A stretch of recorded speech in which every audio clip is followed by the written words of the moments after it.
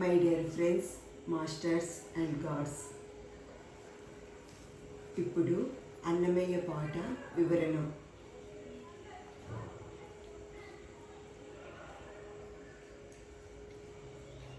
అన్నమయ్యకు ఆ వెంకటనాథునికి నమస్సులు.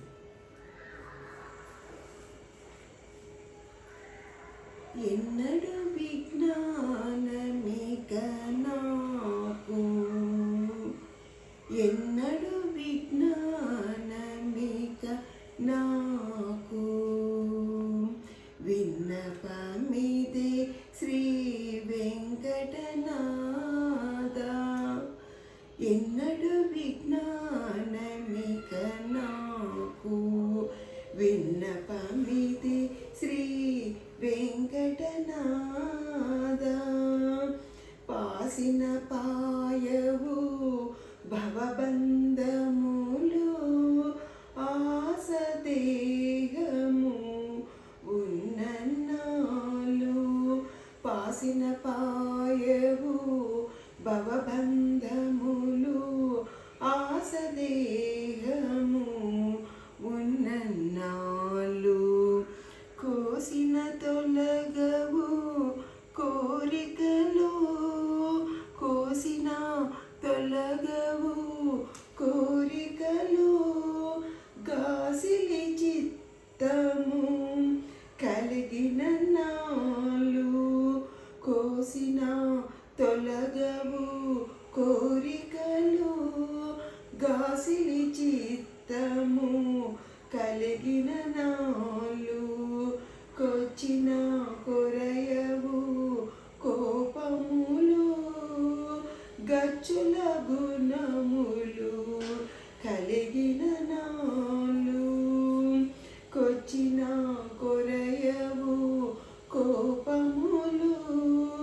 గచ్చుల గుణములు కలిగిన నాళ్ళు.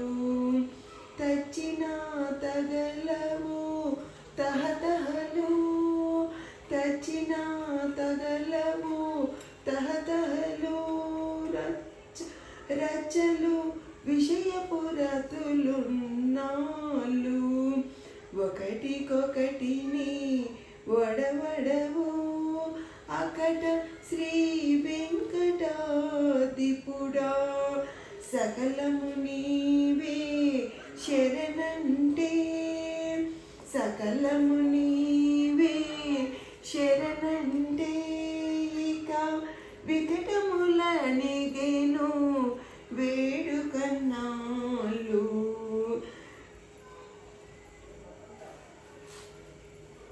ఈ పాటకు భావం: ఎన్నడు నాకు విజ్ఞానం కలుగుతుంది వెంకటనాథ అని అన్నమయ్య పాట ద్వారా ఆ వెంకటేశ్వరునికి విన్నవించుకుంటున్నాడు.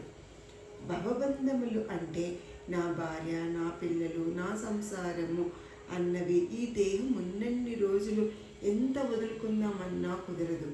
ఈ మనసు చూసినవన్నీ కావాలనే కోరిక కలుగుతుంది. ఏదైనా మనకు నచ్చినట్లు జరగకపోతే కోపము వస్తుంది. కోపం అనే గుణము ఉన్నన్ని రోజులు. విషయవాంఛల తహతహలు అంటే మన కళ్ళతో చూసినవి కావాలనే కోరిక. ముక్కు ద్వారా గుమగుమ వాసనలతో ఆహారము కావాలనే కోరిక. రుచులు కోరుకునే నాలుక. చెవుల ద్వారా అనవసరమైన మాటలు వినాలనే తహతహ. చర్మం ద్వారా స్పర్శను కోరుకునే తహతహ. ఇలా విషయవాంఛలతో ఇలా ఒకటి పోతే ఒకటి కోరికలు వస్తూనే ఉంటాయి. సమస్తం నీవే గతి అని ఆ పరమాత్మని శరణు కోరితే తప్ప మనకు విముక్తి లేదు అని ఆ పరమాత్మని శరణు కోరితే తనను ఆ పరమాత్మకు సమర్పించుకుంటే సరికాని గుణములు, కోపములు, బంధములు, సరికాని విషయవాంఛలు అణిగిపోతాయి. అప్పుడే విజ్ఞానం కలుగుతుంది అని అన్నమయ్య ఈ పాట ద్వారా మనకు జ్ఞానాన్ని తెలుపుతున్నారు. ఫ్రెండ్స్, ఈ చక్కని పాటకు, ఈ చక్కని భావానికి చప్పట్లు కొడదాం. అందరికీ థ్యాంక్స్.